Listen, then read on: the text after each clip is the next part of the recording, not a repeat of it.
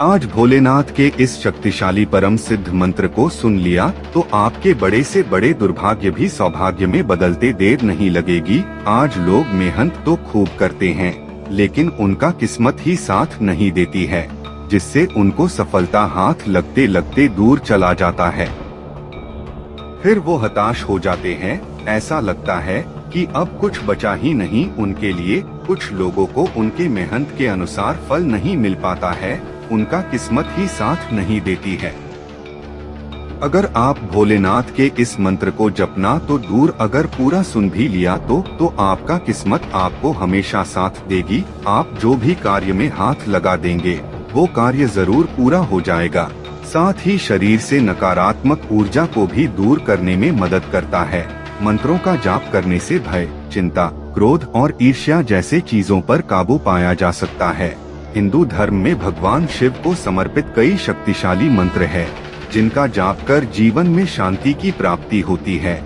शिव के मंत्र आपके जीवन की हर परेशानी को हल कर सकते हैं।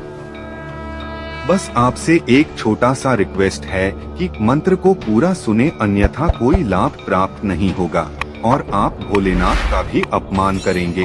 इसलिए मंत्र को पूरा सुने। त्र्यंबकं यजामहे सुगंधिं पुष्टिवर्धनम् उर्वारुकमिव वन्दनात् मृत्योर्मुक्षीयमामृतात्। त्र्यंबकं यजामहे सुगंधिं पुष्टिवर्धनम् उर्वारुकमिव वन्दनात् मृत्योर्मुक्षीयमामृतात्। त्र्यंबकं यजामहे सुगंधिं पुष्टिवर्धनम् उर्वारुकमिव वन्दनात् मृत्योर्मुक्षीयमामृतात्। त्र्यंबकं यजामहे सुगंधिं पुष्टिवर्धनम् उर्वारुकमिव वन्दनात् मृत्योर्मुक्षीयमामृतात्। त्र्यंबकं यजामहे सुगंधिं पुष्टिवर्धनम् उर्वारुकमिव वन्दनात् मृत्योर्मुक्षीयमामृतात्। त्र्यंबकं यजामहे सुगंधिं पुष्टिवर्धनम् उर्वारुकमिव वन्दनात् मृत्योर्मुक्षीयमामृतात्। त्र्यंबकं यजामहे सुगंधिं पुष्टिवर्धनम् उर्वारुकमिव वन्दनात् मृत्योर्मुक्षीयमामृतात्। त्र्यंबकं यजामहे सुगंधिं पुष्टिवर्धनम् उर्वारुकमिव वन्दनात् मृत्योर्मुक्षीयमामृतात्। त्र्यंबकं यजामहे सुगंधिं पुष्टिवर्धनम् उर्वारुकमिव वन्दनात् मृत्योर्मुक्षीयमामृतात्। त्र्यंबकं यजामहे सुगंधिं पुष्टिवर्धनम् उर्वारुकमिव वन्दनात् मृत्योर्मुक्षीयमामृतात्। त्र्यंबकं यजामहे सुगंधिं पुष्टिवर्धनम् उर्वारुकमिव वन्दनात् मृत्योर्मुक्षीयमामृतात्। त्र्यम्बकं यजामहे सुगन्धिं पुष्टिवर्धनम् उर्वारुकमिव बन्धनात् मृत्योर्मुक्षीयमामृतात् त्र्यम्बकं यजामहे सुगन्धिं पुष्टिवर्धनम् उर्वारुकमिव बन्धनात् मृत्योर्मुक्षीयमामृतात् त्र्यम्बकं यजामहे सुगन्धिं पुष्टिवर्धनम् उर्वारुकमिव बन्धनात् मृत्योर्मुक्षीयमामृतात् त्र्यम्बकं यजामहे सुगन्धिं पुष्टिवर्धनम् उर्वारुकमिव बन्धनात् मृत्योर्मुक्षीयमामृतात् त्र्यम्बकं यजामहे सुगन्धिं पुष्टिवर्धनम् उर्वारुकमिव बन्धनात् मृत्योर्मुक्षीयमामृतात् त्र्यम्बकं यजामहे सुगन्धिं पुष्टिवर्धनम् उर्वारुकमिव बन्धनात् मृत्योर्मुक्षीयमामृतात् त्र्यम्बकं यजामहे सुगन्धिं पुष्टिवर्धनम् उर्वारुकमिव बन्धनात् मृत्योर्मुक्षीयमामृतात् त्र्यम्बकं यजामहे सुगन्धिं पुष्टिवर्धनम् उर्वारुकमिव बन्धनात् मृत्योर्मुक्षीयमामृतात् त्र्यम्बकं यजामहे सुगन्धिं पुष्टिवर्धनम् उर्वारुकमिव बन्धनात् मृत्योर्मुक्षीयमामृतात् त्र्यम्बकं यजामहे सुगन्धिं पुष्टिवर्धनम् उर्वारुकमिव बन्धनात् मृत्योर्मुक्षीयमामृतात् त्र्यम्बकं यजामहे सुगन्धिं पुष्टिवर्धनम् उर्वारुकमिव बन्धनात् मृत्योर्मुक्षीयमामृतात् त्र्यम्बकं यजामहे सुगन्धिं पुष्टिवर्धनम् उर्वारुकमिव बन्धनात् मृत्योर्मुक्षीयमामृतात् त्र्यम्बकं यजामहे सुगन्धिं पुष्टिवर्धनम् उर्वारुकमिव बन्धनात् मृत्योर्मुक्षीयमामृतात् त्र्यम्बकं यजामहे सुगन्धिं पुष्टिवर्धनम् उर्वारुकमिव बन्धनात् मृत्योर्मुक्षीयमामृतात् त्र्यम्बकं यजामहे सुगन्धिं पुष्टिवर्धनम् उर्वारुकमिव बन्धनात् मृत्योर्मुक्षीयमामृतात्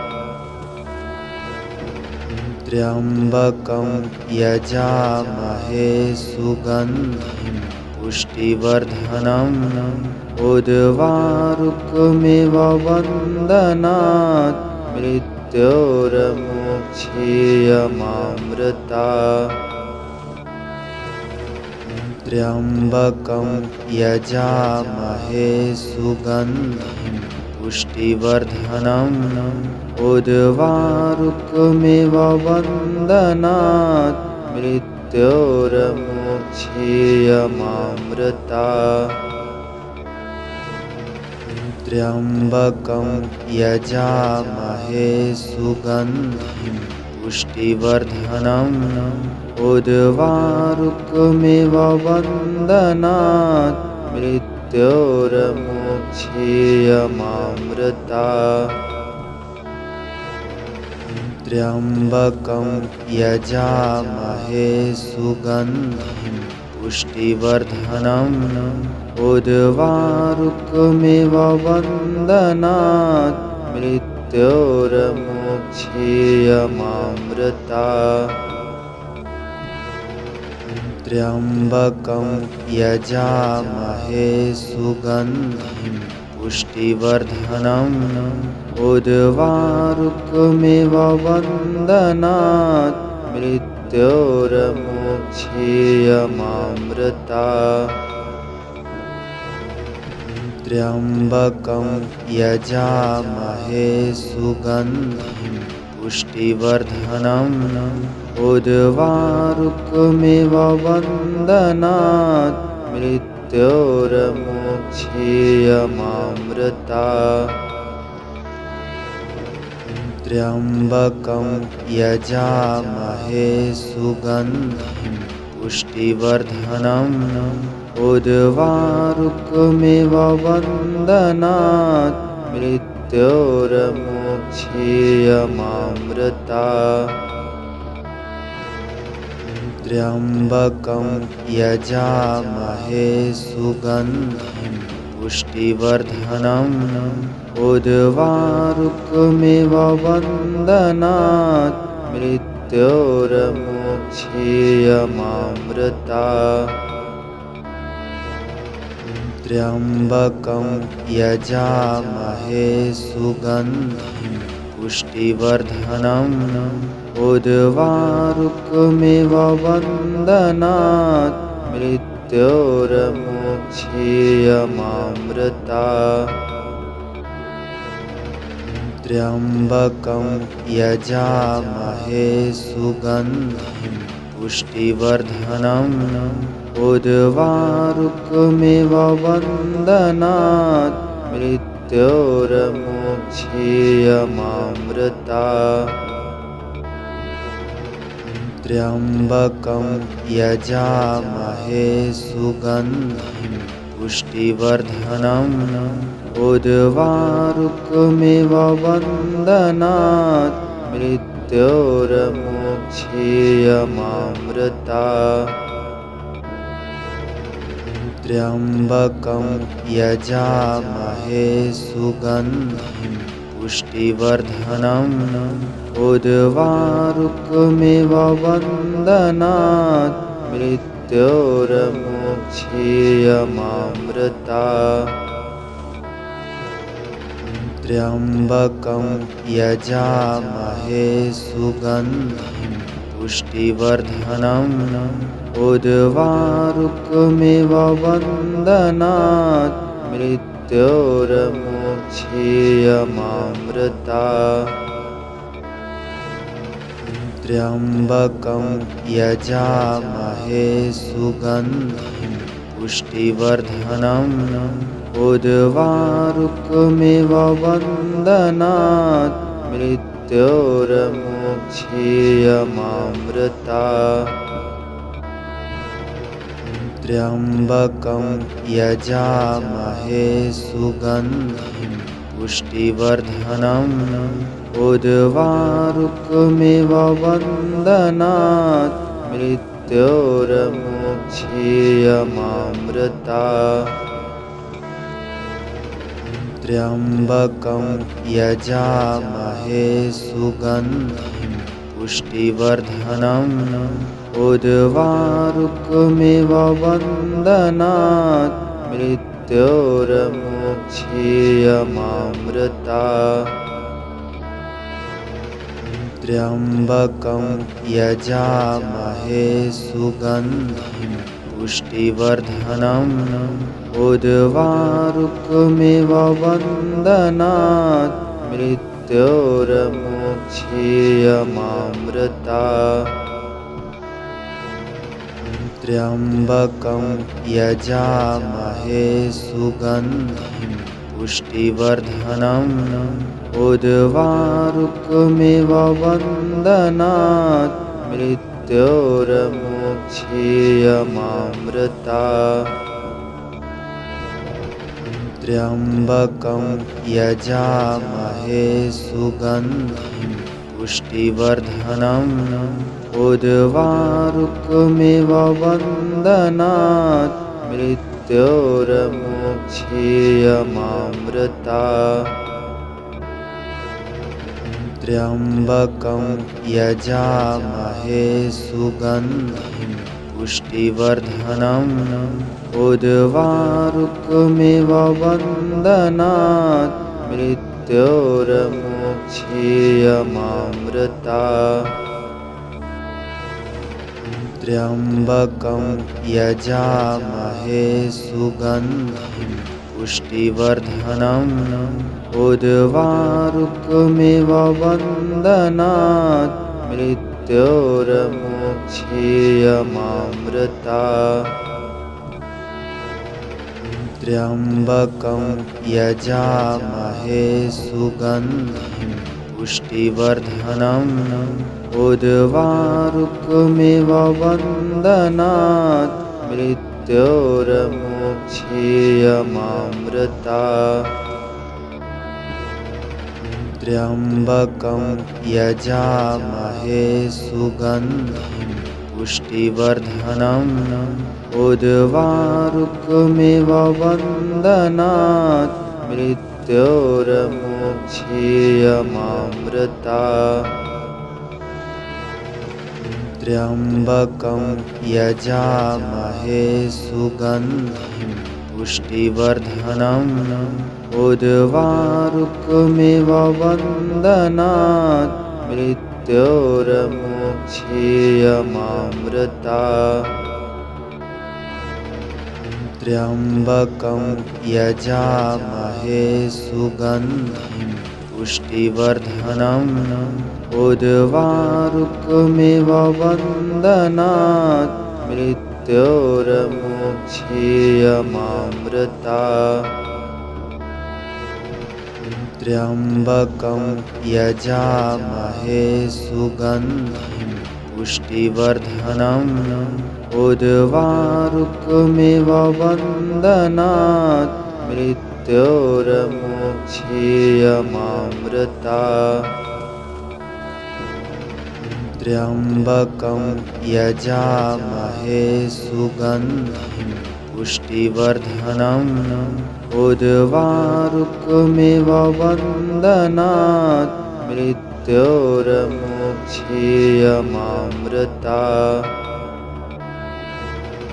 त्र्यम्बकं यजामहे सुगन्धिं पुष्टिवर्धनम् उर्वारुकमिव वन्दनात् मृत्योर्मुक्षीयमामृता त्र्यम्बकं यजामहे सुगन्धिं पुष्टिवर्धनम् उर्वारुकमिव वन्दनात् मृत्योर्मुक्षीयमामृता त्र्यम्बकं यजामहे सुगन्धिं पुष्टिवर्धनम् उर्वारुकमिव वन्दनात् मृत्योर्मुक्षीयमामृता त्र्यम्बकं यजामहे सुगन्धिं पुष्टिवर्धनम् उर्वारुकमिव वन्दनात् मृत्योर्मोक्षीयमामृता त्र्यम्बकं यजामहे सुगन्धिं पुष्टिवर्धनम् उर्वारुकमिव बन्धनात् मृत्योर्मोक्षीयमामृता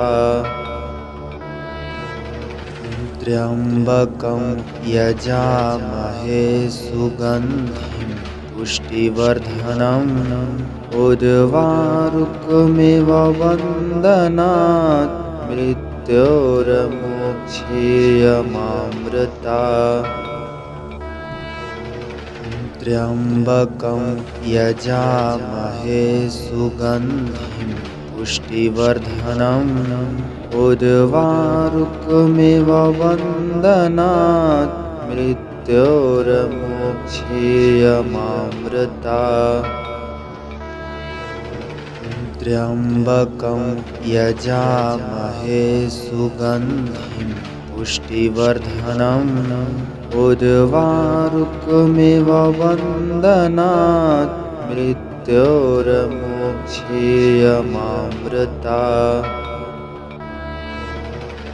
त्र्यम्बकं यजामहे सुगन्धिं पुष्टिवर्धनम् उर्वारुकमिव बन्धनात् मृत्योर्मोक्षीयमामृता त्र्यम्बकं यजामहे सुगन्धिं पुष्टिवर्धनम् उर्वारुकमिव बन्धनात् मृत्योर्मोक्षीयमामृता त्र्यम्बकं यजामहे सुगन्धिं पुष्टिवर्धनम् उर्वारुकमिव बन्धनात् मृत्योर्मोक्षीयमामृता त्र्यम्बकं यजामहे सुगन्धिं पुष्टिवर्धनम् उर्वारुकमिव बन्धनात् मृत्योर्मोक्षीयमामृता त्र्यम्बकं यजामहे सुगन्धिं पुष्टिवर्धनम् उर्वारुकमिव बन्धनात् मृत्योर्मोक्षीयमामृता त्र्यम्बकं यजामहे सुगन्धिं पुष्टिवर्धनम् उर्वारुकमिव बन्धनात् मृत्योर्मोक्षीयमामृता त्र्यम्बकं यजामहे सुगन्धिं पुष्टिवर्धनम् उर्वारुकमिव बन्धनात् मृत्योर्मोक्षीयमामृता त्र्यम्बकं यजामहे सुगन्धिं पुष्टिवर्धनम् उर्वारुकमिव बन्धनात् मृत्योर्मोक्षीयमामृता त्र्यम्बकं यजामहे सुगन्धिं पुष्टिवर्धनम् उर्वारुकमिव बन्धनात् मृत्योर्मोक्षीयमामृता त्र्यम्बकं यजामहे सुगन्धिं पुष्टिवर्धनम् उर्वारुकमिव बन्धनात् मृत्योर्मोक्षीयमामृता त्र्यम्बकं यजामहे सुगन्धिं पुष्टिवर्धनम् उर्वारुकमिव बन्धनात् मृत्योर्मोक्षीयमामृता त्र्यम्बकं यजामहे सुगन्धिं पुष्टिवर्धनम् उर्वारुकमिव बन्धनात् मृत्योर्मुक्षीयमामृतात्। त्र्यम्बकं यजामहे सुगन्धिं पुष्टिवर्धनम् उर्वारुकमिव बन्धनात् मृत्योर्मुक्षीयमामृतात्। त्र्यम्बकं यजामहे सुगन्धिं पुष्टिवर्धनम् उर्वारुकमिव बन्धनात् मृत्योर्मुक्षीयमामृतात्।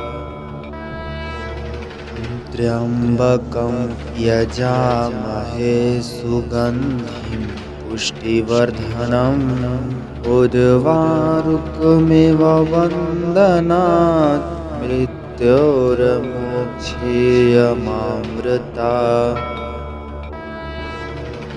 त्र्यम्बकं यजामहे सुगन्धिं पुष्टिवर्धनम् उर्वारुकमिव बन्धनात् मृत्योर्मुक्षीयमामृतात्। त्र्यम्बकं यजामहे सुगन्धिं पुष्टिवर्धनम् उर्वारुकमिव बन्धनात् मृत्योर्मुक्षीयमामृतात्। त्र्यम्बकं यजामहे सुगन्धिं पुष्टिवर्धनम् उर्वारुकमिव बन्धनात् मृत्योर्मुक्षीयमामृतात्। त्र्यम्बकं यजामहे सुगन्धिं पुष्टिवर्धनम् उर्वारुकमिव बन्धनात् मृत्योर्मुक्षीयमामृतात्। त्र्यम्बकं यजामहे सुगन्धिं पुष्टिवर्धनम् उर्वारुकमिव बन्धनात् मृत्योर्मुक्षीयमामृतात्। त्र्यम्बकं यजामहे सुगन्धिं पुष्टिवर्धनम् उर्वारुकमिव बन्धनात् मृत्योर्मुक्षीयमामृतात्।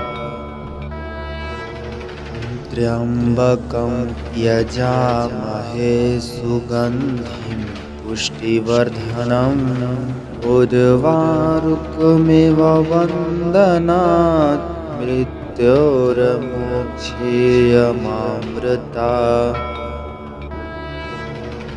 त्र्यम्बकं यजामहे सुगन्धिं पुष्टिवर्धनम् उर्वारुकमिव बन्धनात् मृत्योर्मुक्षीयमामृतात्। त्र्यम्बकं यजामहे सुगन्धिं पुष्टिवर्धनम् उर्वारुकमिव बन्धनात् मृत्योर्मुक्षीयमामृतात्। त्र्यम्बकं यजामहे सुगन्धिं पुष्टिवर्धनम् उर्वारुकमिव बन्धनात् मृत्योर्मुक्षीयमामृतात्।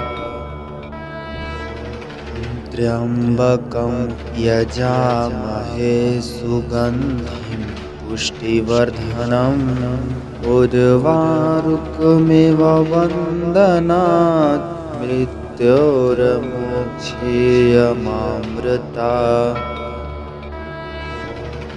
त्र्यम्बकं यजामहे सुगन्धिं पुष्टिवर्धनम् उर्वारुकमिव वन्दनात् मृत्योर्मुक्षीयमामृता।